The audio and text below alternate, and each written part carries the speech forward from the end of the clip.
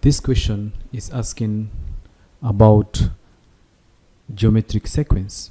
The first term of a geometric sequence is always denoted by A, the second term AR, and we can get any term on this list by using the formula AR to the power of n minus 1. So A is the first term and R is called common ratio. So if we want to get the first term, the value of n will be 1, and therefore we substitute 1 here. That will be AR to the power of 1 minus 1. That gives us AR to the power of 0. Any number raised to power 0 is 1. So this will be A times 1, which is A.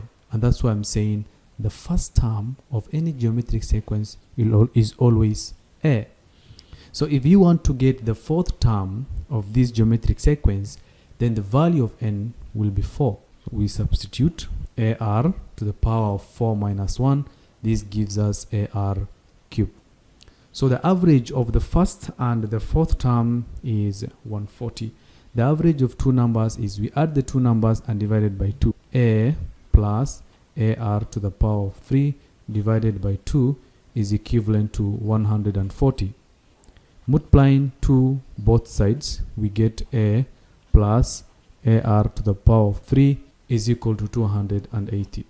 But what we know is the first term. We know A. A is 64.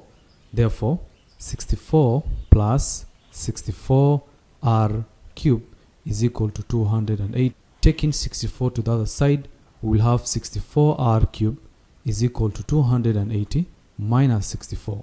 64R cubed is equal to 216. Dividing both sides by 64 gives us R cubed as 3.375. Now we want R, which is our common ratio. Then we find the cube root on both sides.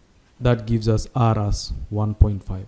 The common ratio of this sequence or geometric sequence is 1.5.